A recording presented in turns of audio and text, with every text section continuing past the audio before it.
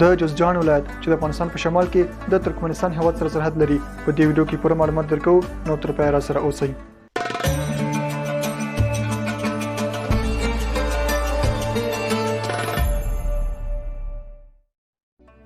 د جوزجان ولایت د افغانستان د څلورو ولایتونو څخه یو ولایت دی. تر هر څه دمخه راځي دا وګورو چې دا ولایت د افغانستان په کومه حصه کې موقعیت لري.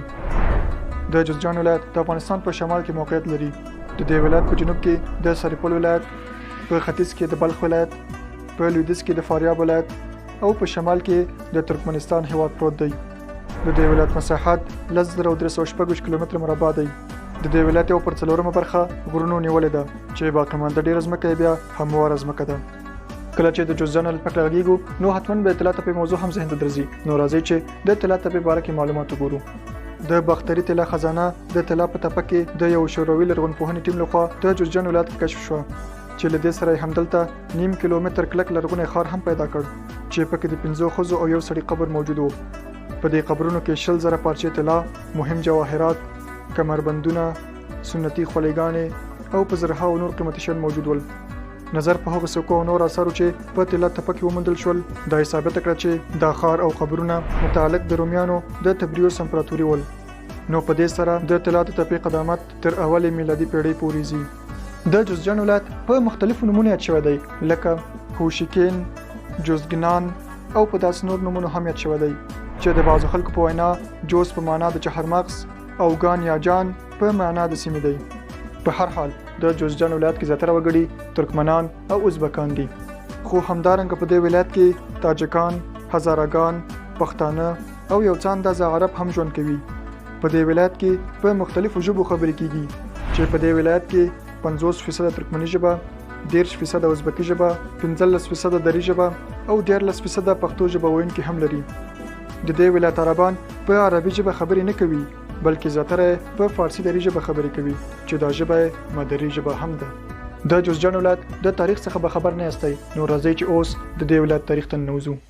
د جوزجان ولایت د افغانستان د نورو ولایتو په څیر د پخواني باختریانو تر کنټرول لاندې و چې دوی په قبل المیلاد کې یوه کوچنۍ امپراتوري رامنځته کړې وه، خو هخامنشیان راغلل او د جوزجان ولایت او شاوخوا ډېرې سیمې تر خپل کنټرول لاندې راوستې. وخت تیر شو، بالاخره سکندر مقدوني په هخامنشیانو حمله وکړه او د مقدونیانو امپراتوري رامنځته کړه. له دې څخه کلونه وروسته ساسانیان راغلل چې د جوزجان په اوسني ولایت او شاوخوا سیمو یې قدرتمند حکومت رامنځته کړ.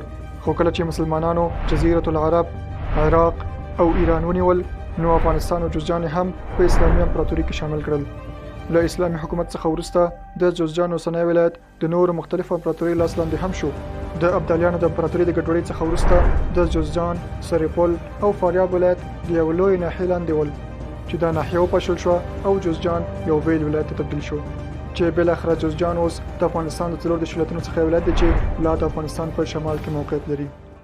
د جوزجان ولایت د 11 ولسوالیګان لرونکی دی. نو راځئ چې اوس دغه ولسوالیګان وګورو. د اقچه ولسوالۍ، د خانقاه ولسوالۍ، د خماب ولسوالۍ، د خواجه دکو ولسوالۍ، د درزاب ولسوالۍ، د فیض آباد ولسوالۍ، د قرقین ولسوالۍ، د مردیان ولسوالۍ، د منګجک ولسوالۍ، د قشتپه ولسوالۍ او په پای کې د شبرغان ولسوالۍ چې دغه د شبرغان ولسوالۍ د جوزجان ولایت مرکز هم دی چې دغه هلته موقعیت لري.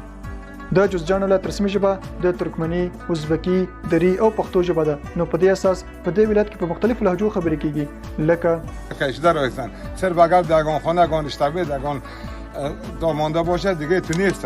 حتی نکنه نویگه چو ولده نویگه چو ات نویگه چو بوت دیگه نکنه. خدای شکر من علوم yok همه دوستlar.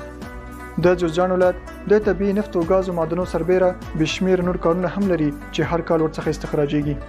چې د جوزجان په ولایت کې تر 140 د ګازونو څاګانې وجود لري چې زیاتره د اتحاد شوروي په وخت کې کیندل شوي دي.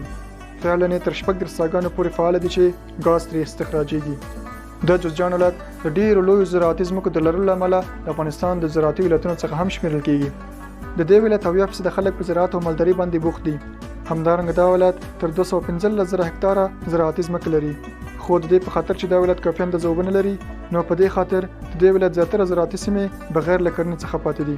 خو خوشبختانه اوس د قشتپې د کانال چارې په بشپړېدو دي چې په دې سره به د دې ولایت د اوبو دغه مشکل حل شي. همدارنګه په دې ولایت کې د اوبو دوه بندونه هم وجود لري چې یو د اقچه په سیند او بل یې د سرپل په سیند جوړ شوی دی.